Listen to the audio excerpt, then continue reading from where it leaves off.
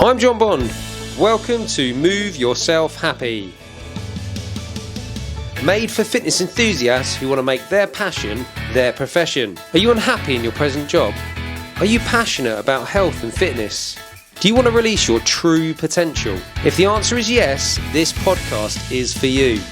I will be teaching you the specific knowledge that every trainer and coach needs to be successful. So listen closely as I share my expertise with you. So just like me, you can love what you do.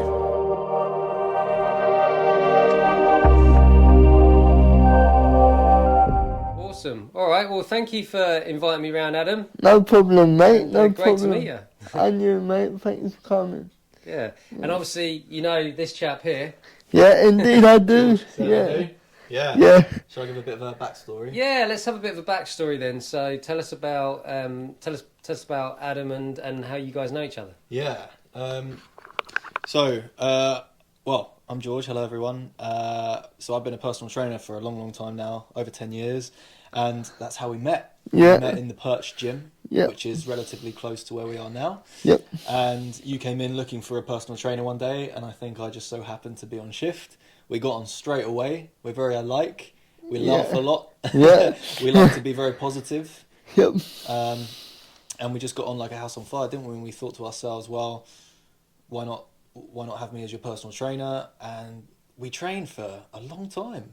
I can't remember exactly how long it was, but I want to say the better part of 2 years. Getting more towards three years, I would say. Yeah. And I achieved quite a lot in that time. Yeah, you did really well in that time. I think that's something I definitely want to talk about today with regard to our listeners. Some of them might know someone with a disability and instantly think, oh, they're going to find training a lot harder, or it's going to be more difficult, and there's going to be more challenges. But I'd love to speak a little bit about your perspective on personal training, what it did for you, and like you say, the results that were made, because I don't think anyone would be, what's the word? Basically, what we achieved together was amazing. And you were doing some incredible stuff, like you were lifting yourself out of your chair on the TRX. Remember that? You were doing all of the exercise on the cables and the bicep curls and everything like that. I seem to remember I pulled myself from one end of the gym to the other. Yeah. Using your assistance and a bit of rope. Yep. We got the battle ropes out. Yeah. And you pulled yourself, we tied them up, and you pulled yourself from one side of the gym to the other, which is amazing. Brilliant. Yeah, with one hand as well. Yeah, exactly. Would you maybe want to go into detail a little bit, Adam, about obviously like your condition and your restrictions, but then also how that has translated in you being a big inspiration and actually being able to do a lot of things that most people would probably think that you couldn't do? Yeah, well, basically, my condition is cerebral palsy. It affects the cerebellum, and it was caused by when I was born, a lack of oxygen to the brain, which affected my movement and coordination and stuff. But I live my life with no limits, disability included. The disability is only there if I let it be there. And quite often, it doesn't come into my life except when I go up to a shop and I haven't got a ramp or any other way of me getting into the shop without that assistance. But apart from that, it's basically non-existent in my world. You know, I can overcome anything. It's amazing, man. Yeah. I think that's something that we always agreed on massively, was having that positive outlook on life and going through life with the cup half full rather than half empty. Yeah. You know? And always trying to be positive no matter what your circumstances. Yes, because you're never guaranteed tomorrow. So always live in the now. And I was speaking to a friend and they said to me, if you won £1 million tomorrow, would you take it? I said no, because it's not guaranteed. So basically, if an opportunity comes up and it's good enough for me and it will get me out there, like this podcast, and everyone agrees, like my management and the people that are behind the scenes, then I take it. But if it's not suitable and it doesn't help me with my mission of inspiring the next generation of disabled DJs, athletes, whatever it may be, then as long as it helps my mission, then I will also take it. So. Brilliant. Sounds like you've got a real strong sense of purpose then, Adam. Yeah, well, I believe I got put on this earth to face the challenges and work out ways for other people to overcome them.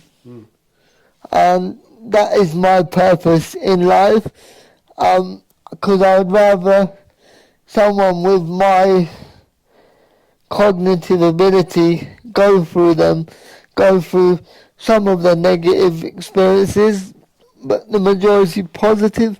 And if I go through them, I feel I'm in a good place to support those who don't have my confidence or get out there and go attitude.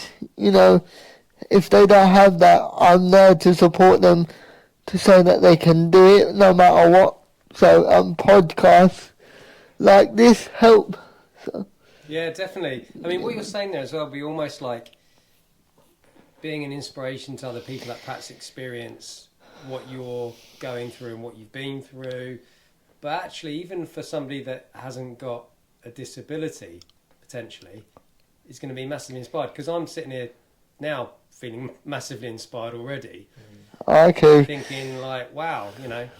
And also the fact that there's certain things, certain challenges that I might have experienced in my life, but actually, from a relativity point of view, they're quite small compared to what you're overcoming daily. But I always think of challenges as sharpening the tools, and the challenges that I've yet to come across, my toolbox is only going to get bigger. So then I will become more experienced in a lot of different areas. Love that. What would you say are your sharpest tools in your box? My mind. Yeah, like your mindset. Yeah. I'd agree with that. Because if you want to do something, it's all to do with the mind. It's got nothing to do with disabilities, because I could quite easily lay in my bed 24/7 thinking, I'm disabled, I'm this, I've got no life, I can't walk. But I don't. What I do is I get up each day and just battle on through. And every battle I turn into a success story, you know. And the majority of them I win, because I've got that winning mentality. Yeah, that's brilliant. That's like the champion mentality, isn't it? The this ability that you have to have that mindset, is that something that you've had to work on, or did it come to a degree? Did it come naturally to you, or it's definitely something you've worked at? I think it's got a lot to do with my background. So, for example, like my family have never treated me any differently to like my brothers and sister, and they're obviously of course able-bodied. So for instance, if I got into a bit of trouble when I was younger, I was treated no differently. So if my mum used to like ground me if I'd done something naughty or anything like that, and You were naughty, Adam. all the time. That's another complete podcast. He's got a lot of stories, I can clarify that. Yeah. Spencer, if you're listening or watching, get ready for another email, mate. Yeah. Shout out to my management, Spencer and Caroline as well. Thank you, guys. It's got a lot to do with my family and the way they perceive me, if that makes sense. So they gave me, basically, this is hard to explain. Physically, by looking at me, I have a disability.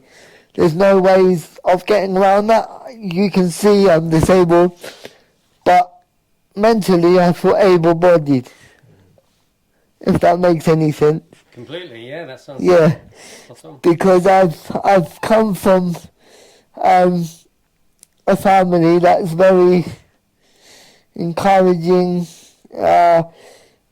If I've got anything to say, speak the truth, be firm but fair, that kind of thing. And yeah, that's where I get it from. But also, there's been times where I've had to, like, be mentally strong without any family influence or anything behind me. So I've had to do it myself as well to a certain extent. And I don't find life a challenge, because it's not me that's disabled, it's the world around me, if you know what I mean. Yeah. And for example, I've got a lot of gigs coming up in the summer. So I'm down in Kent, I'm going to Bournemouth, playing at Eats and Beats Festival. Just for the listeners, so you're a DJ. I'm a DJ, but my name's Adam, but also known as DJ Wills. You can find me on all my socials. DJ Wills official Instagram. DJ Wills on Facebook. I'm not on TikTok yet. But I will be for sure. But yeah, I'm just going back to, I've got a lot of gigs coming up, and in the music industry, there's quite a lot of venues that aren't accessible for wheelchairs. So my way of getting around that is using a company called Remap, who are a charity who make bespoke equipment for people with disabilities. And so I had a long meeting with them, and they've made me a chair that can be carried upstairs. I can then be in a travel sling. 2 or 3 or 4 people can lift me up the stairs in the travel sling, so the weight is distributed so no one's hurting their back. And then I get carried up the stairs into the venue, sit in my chair that's been made, very lightweight, so it's easy to carry up and down stairs. And then there you go, my wheelchair's not an obstacle, because I've had that chair specially made so I can sit in it all comfortably, but then people can carry it up and down stairs. So I can get in any venue now, thanks to Remap and what they've managed to design for me. Sounds like a really amazing company there. Yeah. I'll give you a link so you can put it Yeah, I could put it in the show notes. Yeah. Remapped, was it? Remap, yeah. They're based.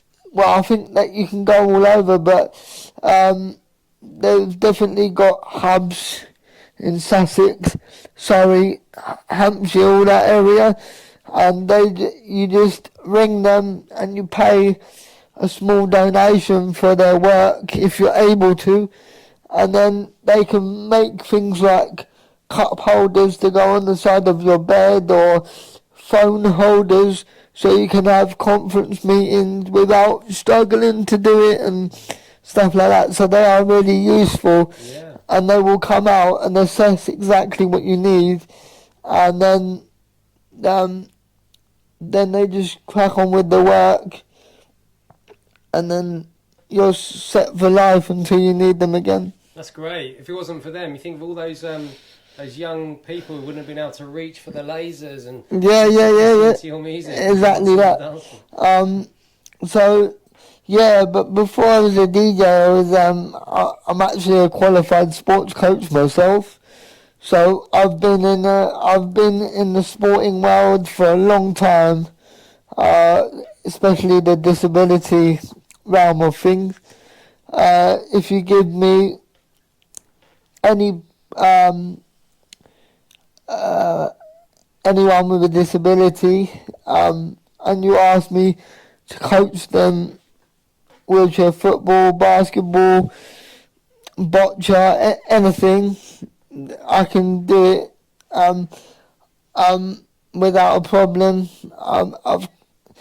My business was Sussex Willpower. I started it in 2014, sadly ended in 2019 when lockdown hit, because there's only so much coaching, physical coaching you can do online, especially when it's with people with disabilities. You need to be hands-on with them and make sure that the PAs know what they're doing and all that kind of thing. So then that door closed for the time being. I never say never, I might start it up again, and I don't know. And then the DJ world opened for me, you know? Yeah. So I then applied online for several radio station adverts. One replied to me, and then I was on there for about 2 years. Then another opportunity opened up, then I joined that, and then when I joined House Music Radio, that's when a lot of the big opportunities started coming my way. So yeah, and it's just snowballed from then really. And then in 2023 I made my debut in Ibiza, which was sick. Like on record, I believe I'm only this second ever person with a disability in the world to go and DJ in Ibiza. Wow. But I'm the first DJ one-handed to DJ in Ibiza. Wow, that's brilliant. So yeah, awesome. If you got a dream, aim, believe, achieve, follow it, and you'll get there. Yeah. My week that I spent in Ibiza in 1998 is a lot more shameful than yours by the sounds of it. Yeah, but a great year for music though. Yeah, it was a good year for music. Yeah, like probably another podcast. Definitely John's week in Ibiza. I'll definitely be watching that. Yeah. That was when Club 1830 was a thing. I think that's all been banned now. It's just absolute carnage. But I was probably still in the womb. Yeah, that's true actually. Yeah. When was it? 1998. 1998. It was actually my first. I was 7 or 8. So. Yeah, and I was 2. Wait. Anyone else here want to make John feel old? Yeah. He got that a lot. It's all I've got against him. Yeah. There you go. How old are you if you don't mind me asking? I'm 34. 34. Okay. Yeah. So what am I? I'm 45 this year. So how old are you when? So 98. I would have been 7 or 8. 7 or 8. Yeah. Okay. No. Yeah. I do feel old. Cheers, guys. Yeah. Cool. Anyway, Adam. Yeah. Well, Moving on. The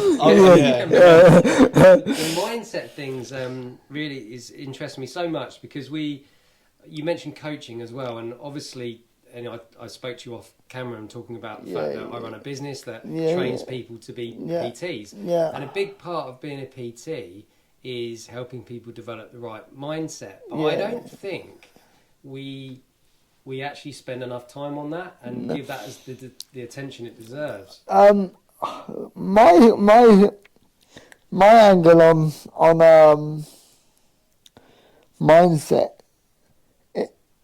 it's a relatively simple thing to grasp, because if you have a goal, what I do is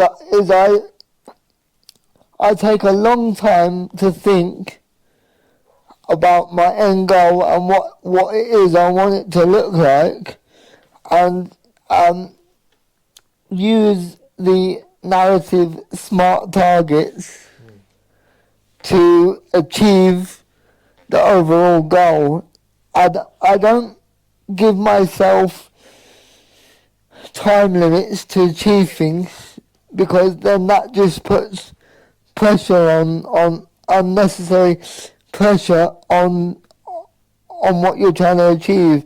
And when you put unnecessary pressure on yourself, that is when mistakes start happening.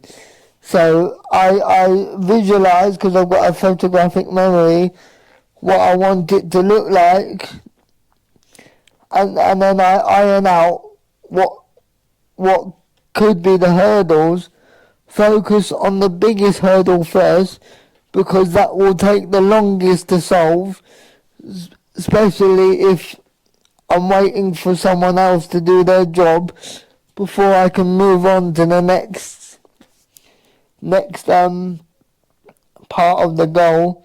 And just a lot of it's just down to whether you're visualizing the right thing for you. Because if it's meant to be, it will happen. Exactly, mate. Just like everything that we do. Yeah. And I love that you mentioned SMART targets, because that's something that I use. You clearly use it. I know John uses it, but John also teaches it to his students. And I'm just thinking, in case there's any students listening or any fitness enthusiasts who are willing to become fitness professionals in the future, who are listening and are interested more in SMART goals, I don't know, John, if you wanted to talk about what they are and if you use them still. Yeah, so for our level 2 gym instruction course, we teach SMART goal setting. We teach it for level 3 personal training. We teach it for level 4 strength and conditioning, level 3 exercise referral. So it's across the board. We also teach it on the degree course at Worthing College for the sports psychology. So it's a massive thing, and you're exactly right, Adam. It's being very, very specific over what you want to achieve. So you can't leave anything open to interpretation, can you? You've got to have a very clear vision, be very specific about what you want. And then it's working out the steps that you need to take in order to get to it. Yeah. And I like your approach, by the way, because in the SMART acronym, there is the time frame aspect where you're meant to have a deadline. But I've always questioned that as well, because essentially we don't always know how long things are going to take, do we? Yeah. All you know is this is the plan, and I'm going to execute it. Yeah. The results will come when they come, I suppose. But one bit of advice I would give, and what I tend to use, is if I've got a lot of stuff in the back of my mind that I haven't already dealt with, then imagine if you get a glass of water and it's all cloudy. Think of that as your brain. The clearer the water, the clearer your mind. So if I go into something when the water's all cloudy, I'm not going to be able to see clearly to the end of the line where my goal is.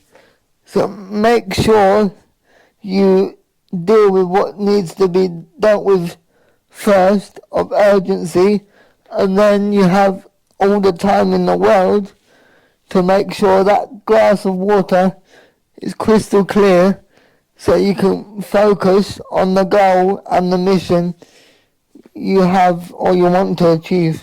Yeah, I love that. That's so important, isn't it? It's like choosing the right goal for the right time in your life, really, isn't it? Yes. If you've got, like, say you've got some serious money problems, you've got debts piling up, and you brush that under the carpet, and it's not going to go away. No, it's not going to go away, and you go, well, I'll tell you what I'll do to distract myself from that. I'll go to the gym and I'll try and get ripped, and it's like, well, that's that's good, but yeah, it's not going to help. Not going to fix your problems. Those bills, is it? No, so you kind of do have to make sure that you're doing it at a time where you're in a good position to actually achieve that goal. So yeah, that's fantastic. And the clearer the glass, the more you can see.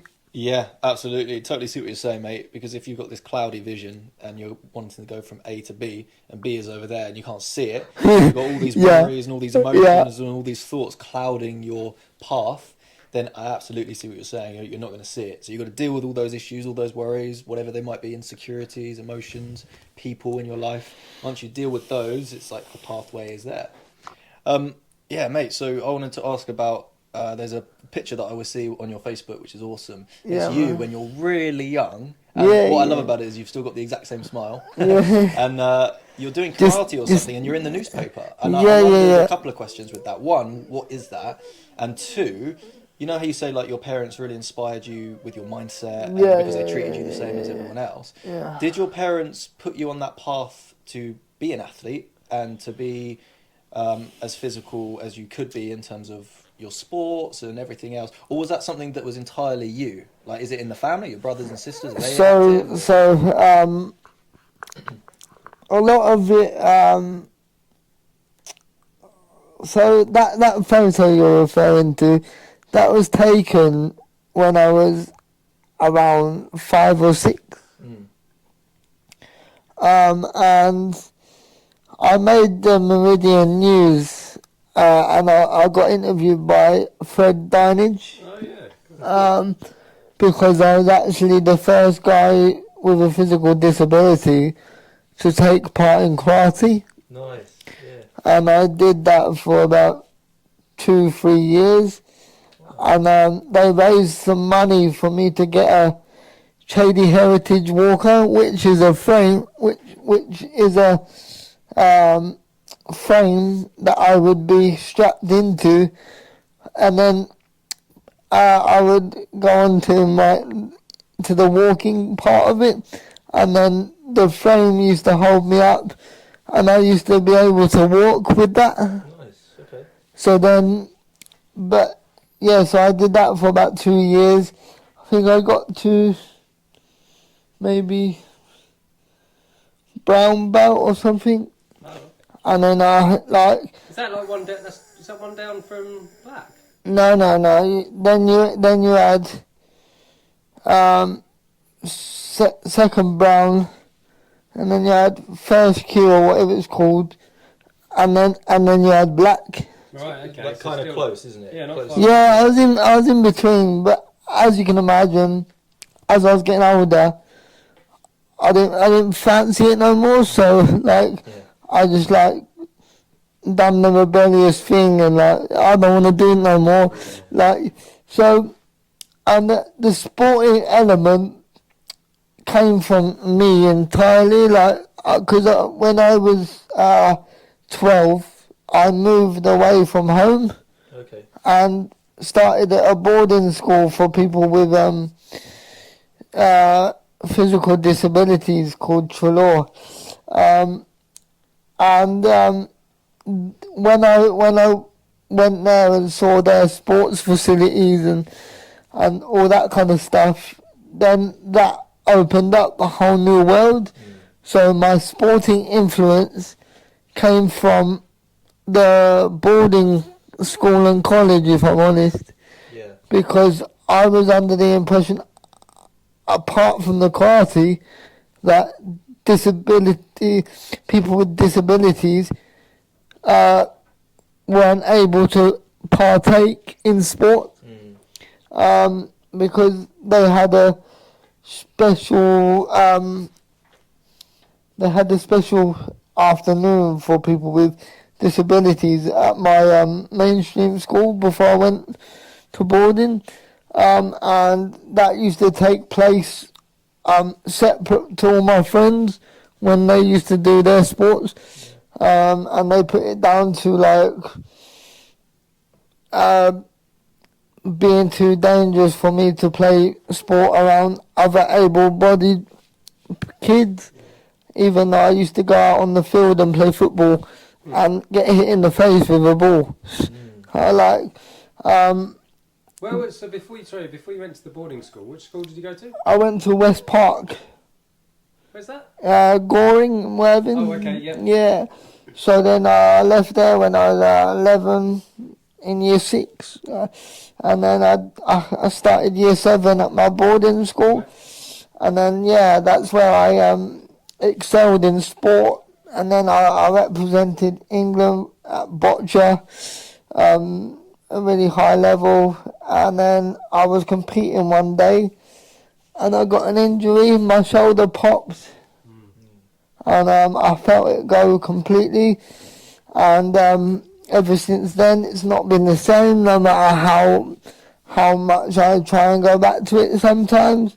It's just never, like, my release isn't what it should be at the top level, you know, so, but, like I said before, if it's meant to be, it will happen. If it's not, it won't. So, yeah, it's such a good attitude, that. That's definitely something that I think more people need to adopt, well, including myself, actually, but people need to adopt that, you know, what will be kind of thing. Like, one thing I will say is never let success get to your head, and never let failure get to your heart, because if you do any of that, then success will slow down. Love that. That's very cool. That's really good. So you talk about the sports, that leads nicely on to, in the corner there's, I don't know how many, but there's a lot of medals there. 1,000? I wish. I mean, I like to think of my medals as the hurdles I've overcome. So each medal represents a challenge I've won. And luckily in the corner there's quite a few. And if a person with a disability can get various medals, I don't see why someone with 4 functioning limbs and a perfectly working cerebellum couldn't go and run a few marathons. You know, the world is your oyster. It depends how you use the world around you to its advantage. If you just want to sit there and eat McDonald's and watch Netflix, then that's all good for you. But if you want the world to see the person you say you are within, you have to let that be shown and show them what you're capable of. Yeah. And that's no different if you're physically challenged like me, or you're sorry. Apologies, is that alright? Or you're just clumsy like George. Yeah. No, that's fine. Or you're all able-bodied like yourself, George. Life isn't a barrier. It's the key to unlock your success. That's awesome. Yeah, that's really good. There's a coach. He's a Have you heard of CrossFit? Yeah. One of the sort of the leading coaches in CrossFit. His name's Ben Bergeron, and he works with a lot of the elite level top athletes. But when he takes them on, one of the first things he does is he works on their mindset, and he teaches them that, very similar to what you said, about forget about where you place, forget about where you're going to come. Just focus on giving it the best you can and making the most of every event you enter. You just give it 100%, and the placing will happen naturally. And when one of his athletes, she fell off a rope, she got knocked out of a competition that she should have done much better in. He said to her that's one of the best things that can happen to you, because that's a challenge now that you've got to overcome. Yeah. You learn more from a defeat than you do a win. Yeah, a lot of boxers say that too, don't they? A lot of. And it's the same as being having a disability. Really, I'm constantly in competition with myself, and I kind of say to myself, okay, so you've written a book, you're a DJ, you're speaking to people at universities, trying to get them to be better in their field. What's next? You've written a book? Yes. Why don't I know about this? That's awesome. You don't know? No. What is this book? When did you write that? 30 years of me. I am Googling this right now. 30 years and me? 30 years of me. Oh, 30 years of... Oh, that's amazing. Yeah, there's not really much you haven't done now, is there? It's like, what? That's so cool. Look at that. Yeah, we'll get that. That's awesome. Do you want us to put mate. that in the notes as well? Yeah, you can do it. Yeah, so I've written a book all about my life and the ups and downs, how I came into the world, and all this, and I nearly died 3 times, and really? All this. Wow. Oh, mate. Oh, lights gone off. Lights out. Oh, that's annoying. What's the next challenge for you? The next challenge is to tour the world being a DJ. Yeah. I'm already signed by one of the biggest labels, Bandit Recordings, owned by Paul Van Dyke. So I was signed with them back in 2022. So hopefully I will be playing or gigging alongside Paul Van Dyke in the near future in Ibiza. Wow. Maybe Thailand, who knows. Yeah, I have no doubt that that's going to happen. Me too. But yeah, the world's my oyster. It's up to me to make things happen. But if I start the process, then there's not much going to stop me unless I forget the trick I mentioned earlier about not clouding the glass of water. Yeah. Keeping that fresh and crystal clear. Yeah, that's brilliant. But that's the next stage for me.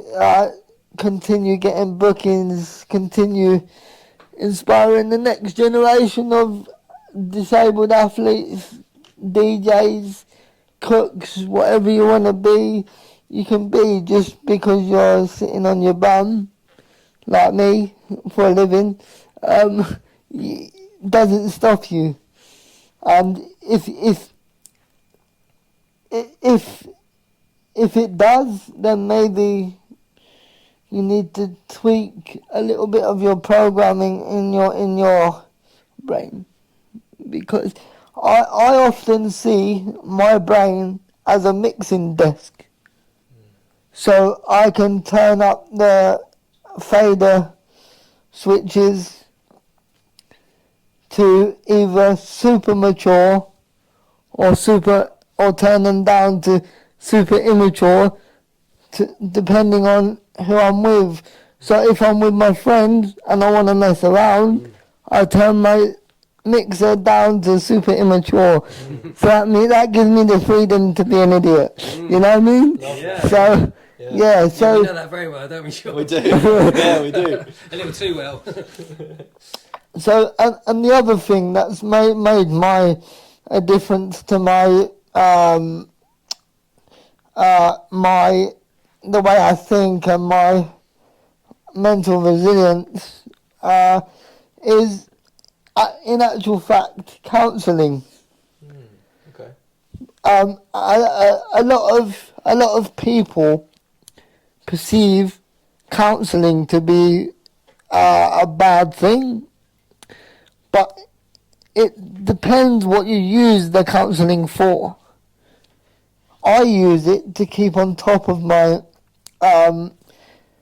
mental sharpness, and if I've got an issue that I need some tweaking or some readjusting or realigning within the brain, I go to my regular counsellor, and she just asks me some questions and helps me figure out exactly what is making the connection fall apart a little bit, and then she helps me to plumb it all back together, and then I'm back on the straight and narrow, you know. So counselling is a really useful and a safe way to keep on top of your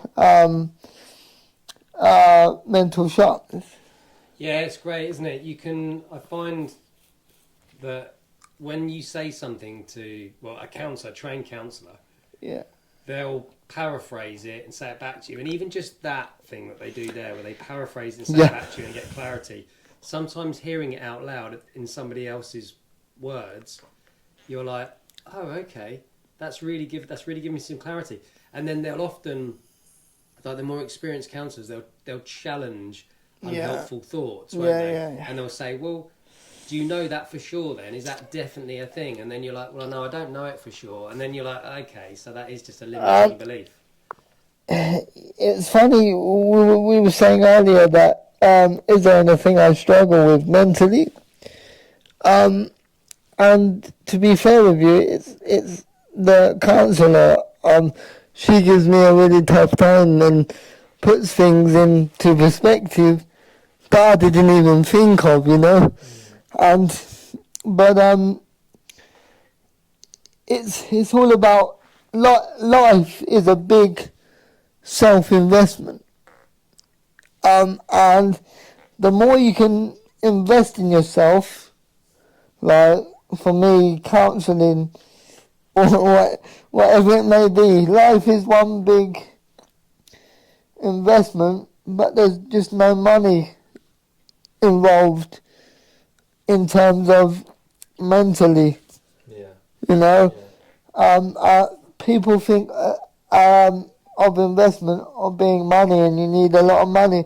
Certain things, yeah, you do need money, but to sort out like your health and your mind, your sharpness, that's just self-care, and that costs nothing.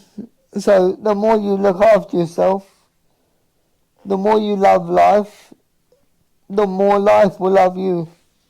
Yeah, that's really good. I really like that, Adam. You actually answered my next question. You've just answered it above and beyond what I was going to ask you. Yeah. I was going to ask you, for anyone out there who's listening and has a challenge coming up, and they've got that sort of self-doubt in their head as to whether they can overcome it, whether it's becoming qualified as a personal trainer maybe, or whether it's to achieve their health and fitness goal, what would you say to them? But I think what you've just said is perfect. I mean, what I would say is you wouldn't have the thought unless you believed you could do it. Yeah, that's a good one. Yeah, love that. You wouldn't have had that thought unless somewhere inside you think you can do it. Yeah. I always love that quote by Henry. It's good, isn't it? Yeah. I always love that quote by Henry Ford. Whether you think you can or you can't, you're right. Which kind of is an agreement. So if you think you can, then you can. If you think you can't, you can't. So it's all about thinking you can, isn't it? Yeah, but like I often when I was 15, 16, I thought, you know what, there's got to be something more beneficial to life than what I'm seeing in front of me right now. And I'm seeing in a few years I'm going to be in my own flat, living with PAs, having my own money, being a DJ, writing a book. I had all this in my head. I just needed to action it.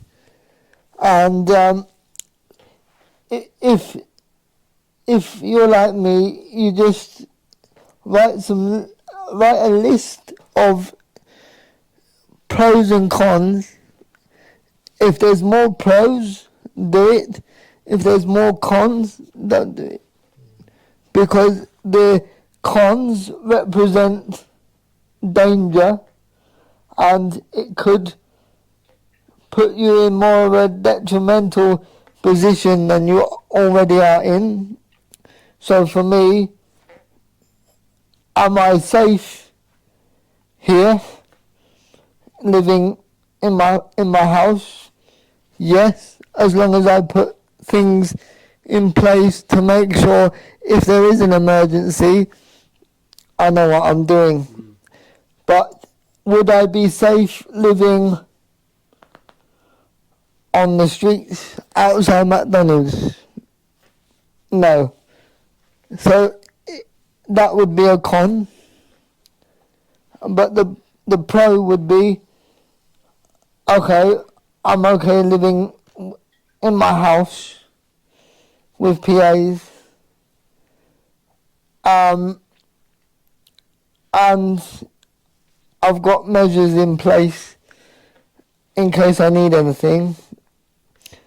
But yeah, just make a list of pros and cons and around your ideas. See what it really is you want to get out of your idea, and also make a list of if you require any help, like, because I got taught when I was training to be a coach that there's no bad thing in asking people for advice, because that just makes you stronger. And instead of viewing asking for advice as a weakness, use it as a strength, because what you don't know, someone might know. So, for example, if someone asks you, George, a question about cerebral palsy, you'll be like, oh, I don't know that, but I know someone who does, and hopefully that'll be me. You know, if I don't know it, then we're in trouble. You know, but yeah. So always make a clear plan, or make a drawing of your idea, and make sure you're drawing the obstacles on a bit of paper or in your mind if you've got a photographic memory, and each time you overcome an obstacle, remove it from the drawing or your mind, and so that's one less thing to worry about, basically. But yeah, as long as you've got a strategized plan in place and you know who you need to speak to if and when required, then the world is our oyster. You know? You do definitely sound like a half glass full person rather than a half glass empty person. Do you say that's fair to say? Yeah, I mean, It depends. Some people like my approach, but then others find it a threat, maybe, because I got a lot of questions. How do you do this? How are you so successful doing this? And I do kind of see it as a glass half full kind of expression, but then it's also about my self-belief and my determination to prove society wrong. Because there's a lot of people in society who give me a round of applause for getting on the bus to go to Worthing, you know what I mean? Yeah. Like, and I'm like, if only you knew.